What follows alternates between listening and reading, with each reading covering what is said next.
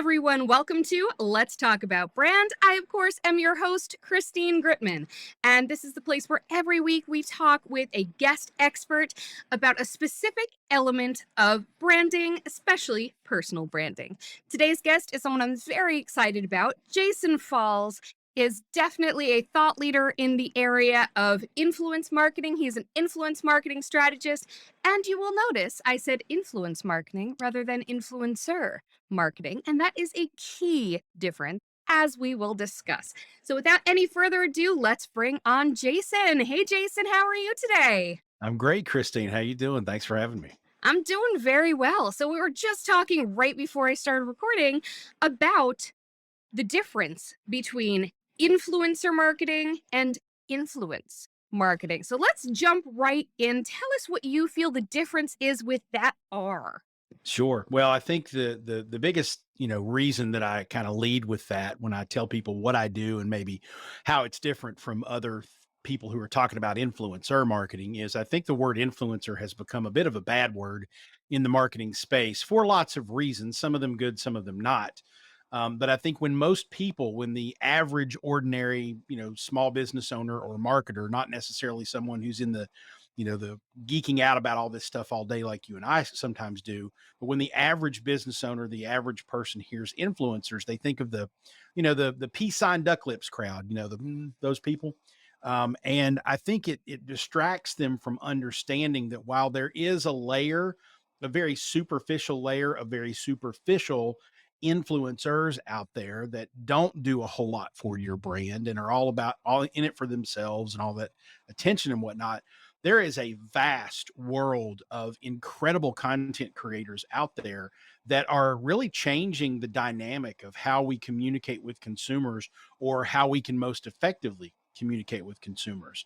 And so when I've been thinking about this for a long time because I've been doing this for a long time, and we can talk about sort of how old influence marketing is here in a minute. But as I've been thinking about this over the last few years, I thought, well, it's not really influencer marketing that we're doing. We're trying to influence an audience to take action. So I like to say that the strategies that I build and the philosophies that I throw out there and discuss with people are all about influence marketing because that's the action, that's the goal, that's what we're trying to do. Influencers, meaning social media creators who have accumulated an audience on social networks, are one channel to get to that end goal, but there are lots of others as well. So if your ultimate goal is to influence an audience to take action, you've got your social media influencers that are a channel, you've got traditional media that's a channel, you've got community relations that's a channel. There's lots of different ways to produce influence. So I take the R off the word typically. Also, I feel like one difference as you sort of started laying it out is influencers, it feels like they're trying to build monetization a lot of times if you're talking about again the peace sign duck lips crowd on Instagram. Whereas what you seem to be talking about, influence, that opens up to things like B2B thought leaders, things that, obviously you do wish to monetize, but in a bit of a different way is what I'm gathering from you. And I really liked that you mentioned content creators. I'd love to hear more from you about that world of content creation and how influence can look different in different channels of it, different pockets. Sure. Well, I think the terms now are somewhat interchangeable. An influencer is a content creator. A content creator is an influencer. It's just a matter of sort of semantics and degrees. But if you think about it, when you're talking about, just talk about online influencers, people who create content on social channels. They are creating content on social channels, whether it's videos on TikTok or pictures or videos on Instagram or YouTube, or even people who are still writing blog posts or doing email newsletters. They're creating content. And because they are creating content, if they have a unique perspective, if they are engaging, entertaining, etc., informative, they are going to collect an audience. Now, it might just be a circle of a couple of dozen of their friends, but it might be a couple hundred people, couple thousand people, tens of thousands of people. And when it gets to the point to where an individual person who is creating content that engages enough of the right people that you're trying to reach, doesn't necessarily have to be hundreds of thousands or millions. It could be just a few hundred people. But if there are a few hundred procurement officers at construction companies and you sell to construction companies, now all of a sudden you've got someone who has influence over them. So when I use the word influencer, a lot of times I'll flip flop it a little bit and say a person with influence or someone who is influential, because again, we're talking about the effect that they can have on the audience, not necessarily their status as having so many followers on a social network. Content creators, I think, is a much broader term and a much more blanket term for the channel of people that we're using, because as you alluded to, it could be that we're talking about someone who does seminars and webinars in the B2B space. Well, that's Mhm. content. It's not necessarily something we're going to post on Instagram, but these are also people who are doing, academic research papers. They're doing thought leadership pieces. They're, contributing articles to trade media and things like that. That's all content as well. Even just being in an interview situation like this, even though you are producing this content, I'm a content creator because I'm here Yeah. providing, some commentary for your the content that you're producing. So any person who creates content out there for people to consume is an influencer to a degree, or is influential to a degree. It's just a I mean, matter of being hopefully. able to identify the right ones. Hopefully people are actually consuming their content. This is true. This But is I true. but I like your point about how it's not always those public social media pieces of content that are out there for everyone and public. It can be trade journals on paper that you can only access if you're in a certain pocket of academia. Like I love the fact that you're going with that the broader definition of content, because that's really key. One thing that you talked about with different types of influencers and different types of influence. I know one thing that has of course blown up. I feel like it's kind of on the other side of that peak, but people blowing up talking about micro influencers versus macro influencers, and there's nano influencers. I think I fit under the nano influencer category. I'm not sure if I'm nano or micro. There's different lines there. But beyond that, which tends to be very broad strokes, very social media based, very follower count based, I'd love to hear from you a little bit more about the types of influence that we don't necessarily think of when we're thinking of social media influencers, the B2B, the people who influence different types of action. I'd love to hear more of a dive from you into the types of influence people can have beyond social media. Sure. And again, those terms, micro, nano, influencer, mid tier, mega, celebrity, all of those terms kind of get thrown about. And in general, a micro influencer is, someone who has probably beneath, let's say, 25 or 30,000 followers on a social network. That's how other people define them. Um, and then I've also actually seen some micro influencer agency and or managed services out there that say our definition of a micro influencer is anyone who will post in exchange for products and you don't have to pay them. So there's lots of different ways to define that.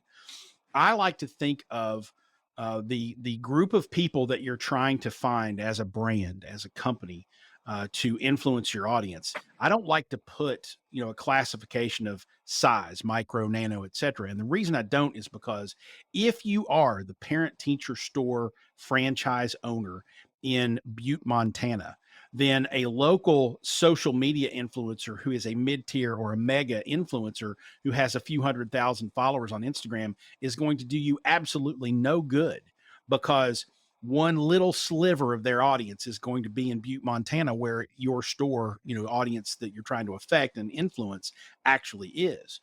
If you are the parent teacher store franchise owner in Butte, Montana, more than likely the most influential people you need aren't even going to be on social networks. They're going to be the president of the local PTA. They're going to be local dentists who talk to parents all day, every day. They're going to be people within your community that have an impact on the local parenting community, because that's the only parenting community you care about, is that in Butte, Montana. You don't care about someone who can reach 100,000 parents across the country, because they're not coming into your store. So you have to define ultimately who is our audience that we're trying to reach, which is a very familiar refrain in any type of marketing or branding. Who are we trying to reach, and who has influence particular audience? It doesn't matter how many social media followers they have, whether or not they're mid tier or micro or nano. It just matters, do they impact the audience you're trying to reach? And that sometimes is going to be offline influential people, not necessarily people with an audience. Now, to that end, you are an influence marketing strategist. So you help people figure out how to leverage influence and possibly how to partner with influence in order to achieve their goals. What what does that look like in practice? What is it? What do you, who do you typically help and how do you typically help them? Well, it's sometimes it can be pretty messy, honestly. But there is a sort of a degree of predictability and expectations that people can probably think about. Okay, if I am let's say I'm a consumer product good, and I ultimately sell to retail stores, but I need to create demand from consumers to go into those retail stores and purchase products. So in a situation like that, whether it's a regional footprint or a national footprint, I'm obviously going to try to find social media influencers, but perhaps also maybe even category experts in the sort of trade, B2B space, depending upon, what my message is and what I'm trying to do. Because you can use influence marketing the way you can use any other kind of marketing. You can do it to create brand awareness. For your products and service or your brand out there. You can do it to actually drive retail sales and online orders and offline foot traffic and all that good stuff. But I'm a communications, guy by trade. I'm a PR pro, so I also bring to the table a lot that you can use it to change the way people think. And it might be about your brand or your product or service, but it might also be about an important political issue that affects your company or your community that you're trying to get behind. So a lot of times it's going to be, hey, let's go out there and find social media influencers with big audiences that we can, create awareness and or some call to action and conversion around this brand. It might be that there's a let's say there's a local a business with a sports gaming or gambling interest and they want to influence local people to vote a certain way on a ballot issue, or it could be in the B2B space where you're really trying to kind of reframe the reputation of your company. There's a great case study that I actually wrote about in my book, of a facilities management company called Mighty in the United Kingdom, and they had a reputation of being a supplies kind of a mop and bucket company, is how they took termed it. And what they did to fight that was they reached out to a bunch of experts in the facilities management space, and there are apparently a lot of them out there. And they got their reaction to some research and some quotes from them for a report that they put together. They put a lot of effort behind getting these expert opinions for this report and then engaging a few of those quote unquote influencers within that space to go to trade shows with them and help, sort of take that message out there that Mighty was a much bigger company than just supplies.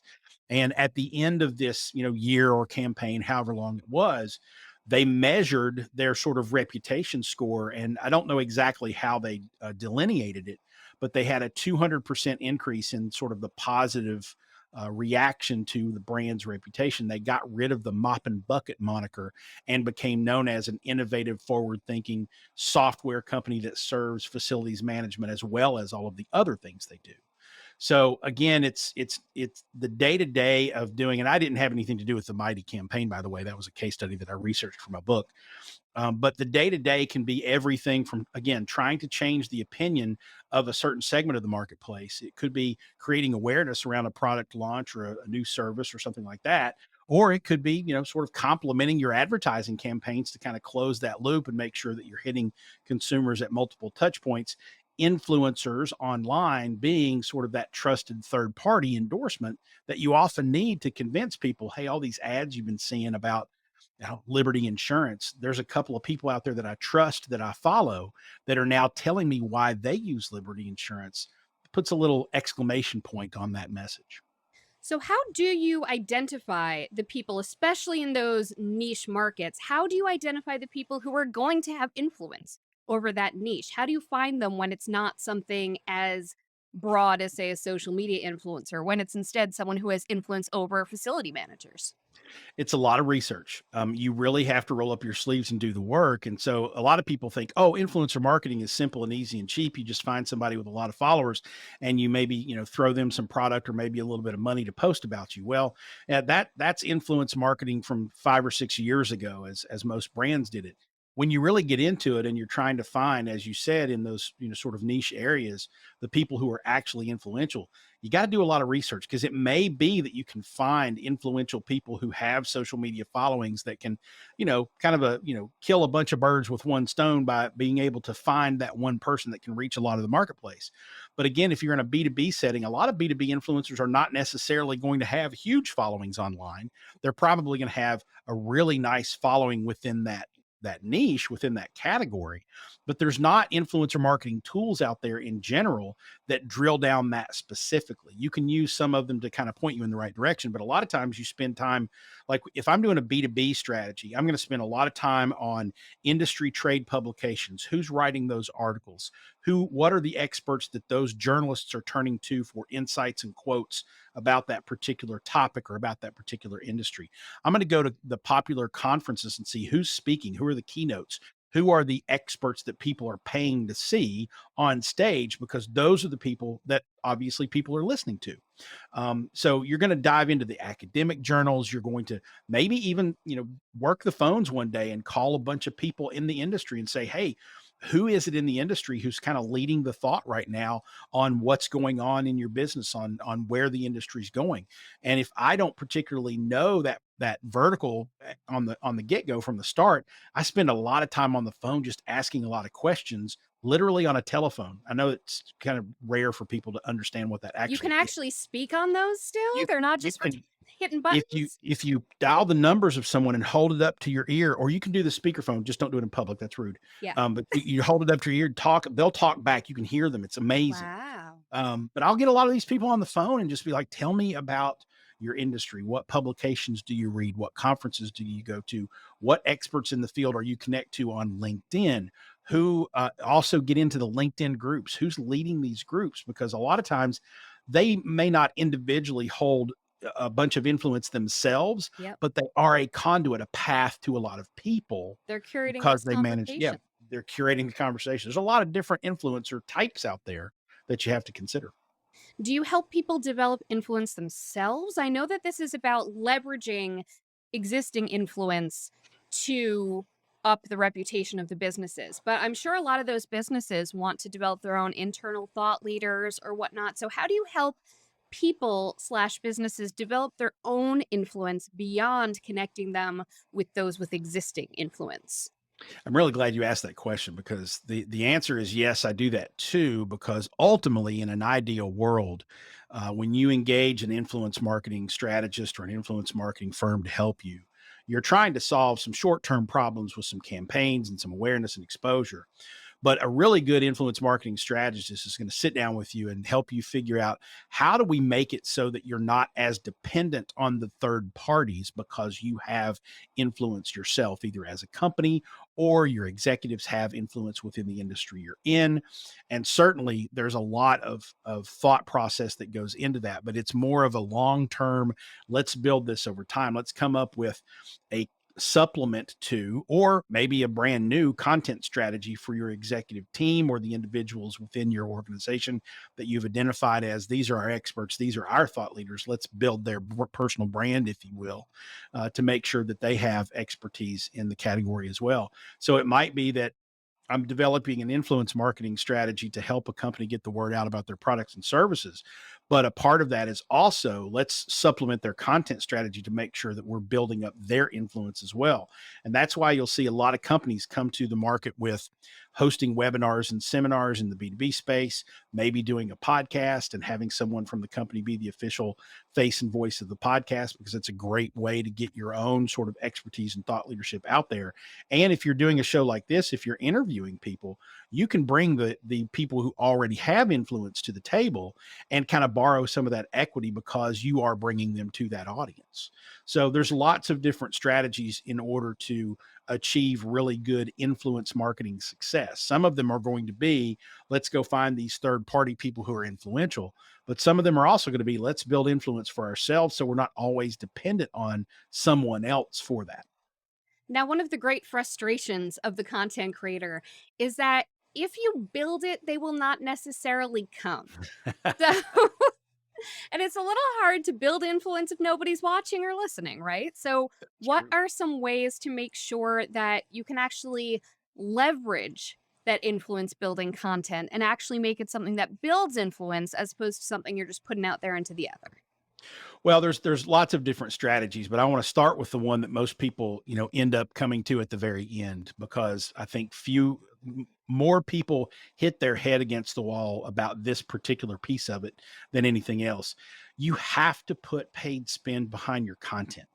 You're right. If you build it, they will not come. If you build it, they might come, but they'll only come if you promote the living daylights out of it. And so, whether it's creating content, maybe it's a video series, maybe it's a blog, post or articles, maybe it's the content you're doing on social media. It's only going to organically get in front of the people who already know who you are, and that is not the best form of marketing unless your whole focus is about retention, right? If you are trying to acquire an audience, acquire customers, grow your influence, you have to get in front of people who don't know who you are. And I'm sorry, as much as the social media talking heads over the years have perhaps tried to convince you that social media is free and easy and organic, it is, but the growth there is going to be barely incremental and maybe steady over time and maybe not. If you, however, have really good content that is targeted to a specific audience, and you go to LinkedIn or YouTube or TikTok or Facebook or Twitter, or with your, or go to Google pay-per-click ads for your blogs and your, off social network sites, and you put paid spend behind it, dial the targeting in as best you can to make sure that content is getting in front of the people you want it to be in front of. Now you're going to be able to see growth. Now you're going to be able to see an increase in followers, an increase in readers, an increase in viewers, and you're going to be able to sort of test and iterate around that budget every month. Maybe it's just $20 a month, and that's fine. Start small, figure it out until you say, hey, for every $20 I put into this, I get 250 more X. Okay, well then put 40 in and see if you get 500, and then put 60 in and see if you get 750. And if you do, now you've got a formula and you can budget for it and understand, if I want 10,000 people to see this, here's my budget. So that leads really nicely into the next question, which is, where do people tend to go wrong? People or businesses, where do they tend to go wrong when it comes to how they approach influence marketing? As you just said, failing to promote it um, is a huge one. And it's one that I myself have been guilty of for sure at various times. So where are some other places that businesses and or people, whether they're on the wanting to leverage influence side or develop influence side, where are some places they go wrong very commonly?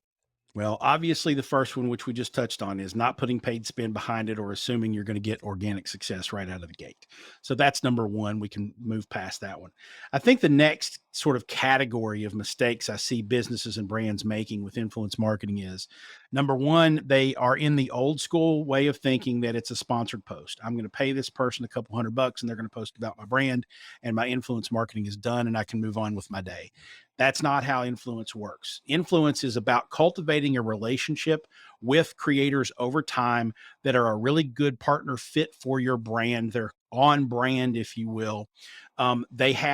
They want a relationship with you. They want to contribute to your brand. Maybe you put them on, some sort of committee. Maybe you get their plug them into your R&D, your product R&D team, so that they're constantly giving you feedback. Give them a little ownership in what you're doing. Nurture that relationship over time so that 2 or 3 years from now, when you've got a big thing that you've got to get out to the world, it's not about how much you have to pay them to post on your behalf. It's about reaching out to your partner, your influence partner, and saying, I'm really excited about this new thing. Let's get you baked into it. The money and the budget and the per post fees and all that kind of stuff will take care of itself. The mistake is thinking of this as an advertising channel only, and I'm just going to throw money at it and they're going to post on my behalf. Work that relationship, bring them into the fold, make them true ambassadors for your program, and you'll start to see a lot more exponentially growing added value to any sort of official sponsorship you might have with them. The other thing that really frustrates me about the influence marketing space, you have a couple of different tiers of people that help you. You've got the influencer marketing software programs, which help you find influencers in certain categories, and some of them are fully baked where you can actually do contracts and approve content and manage all your influencer marketing stuff for social media networks within these softwares. And they do a lot of them do a fantastic job. But there are also managed services, and this is where these software companies, sometimes agencies, say all you need to do is give us a creative brief and direction and we'll handle it all for you. Now, my problem with the managed services is typically they come back to you with that sort of, very transactional advertising approach to influence marketing. We're going to go out and get you 20 creators and they're going to create 5 posts each. And that's going to cost you this much money. And we can promise you this many impressions. There's nothing strategic about that. There's no strategy baked into that. It's just, let's go see how many posts we can buy. Right. There's also no creative execution. There's not an idea that brings those 20 people together and allows them to successfully communicate a concept to much more than just their audience. So the selling point that I bring to the table for people is typically I'm going to bring a real strategy that ladders up. And you need to look for people and agencies and partners who will bring you real strategy that ladders up to your overall marketing strategy, that has a concept behind it, that answers the question of why, not just who, and how, not just when, right?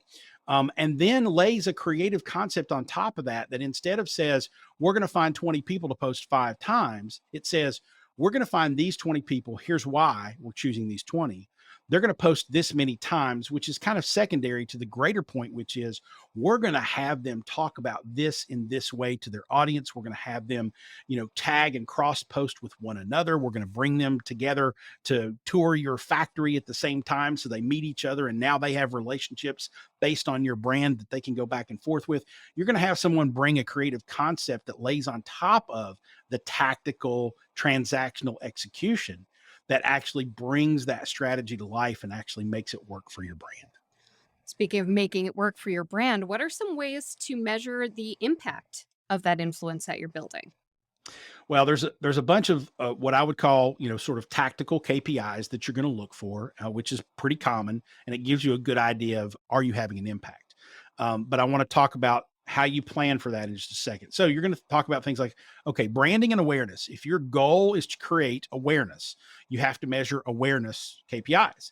And awareness KPIs online are going to be how many people are paying attention to us. So how many followers do we have? Do we have an increase in followers? What is the reach and impressions of the messaging, right? Are there people engaged? What is our engagement rate? How many people are not just seeing the content, but doing something with it? How many views of the video? Though all those are sort of tactical things. But again, if you're creating branding and awareness is your goal, then you also have to say, well, how many people on the front end are actually aware? What's our count now? Is this a brand new product and nobody knows anything about it? Okay, that's fine. Then you have a 0 to start with. But if you've been in business for a while, you need to understand, okay, we're trying to create awareness. Well, how many people are aware of us now? And when you try to measure another big mistake I see, to kind of tag on to the last question, is a lot of people will say our goal is awareness, but they say, well, then how much did we sell? Because if your goal is awareness, then it's not measured in dollars and cents. It's measured in how many more people are aware. So you've got to measure to the goal. Now, if your goal and the ultimate thing you care about is how many units did we sell, then your goal is conversions. Your goal is driving retail sales, getting customers, getting leads, getting downloads. That changes the way you go about, and sometimes changes the influencers and creators you choose in influence marketing. So understand that you've got to measure to the goal. But also, too, when you add that third layer in there, which I talked about earlier, which sometimes you're trying to change people's opinion. Well, you have to have a mechanism on the front end to know what that opinion is and how many people think that way. So you've got to do surveys. You've got to look at Q scores. You've got to look at, all of the sort of research things that tell us what the market is telling us about how people talk about us and think about us, so that after your influence marketing campaign or execution, you can then compare it to something. And that brings me to my final point about measurement. There is no way that you can be satisfied with any marketing campaign, influence or otherwise, if you do not start with measurement. You set your goal, and then as soon as you set your goal, here's what we're trying to accomplish with this campaign. Immediately after that, before you think of anything else, how are we going to measure to that goal? And if you do that on the front end, if you plan to measure, what that allows you to do is set little data traps along the way so that during and immediately after, you can immediately look and say, we started here, we ended here. That's an increase. We accomplished that much progress toward our goal. If you don't do that on the front end, if you don't plan to measure, and you just say, "Oh, we'll look at how much web traffic we have. We'll look at how many units we sold," and you haven't tied all that into the strategy, the goals, the objectives, the executions, the KPIs. It's kind of like getting to the end of the driveway with your family and saying, "Okay, where are we going on vacation?"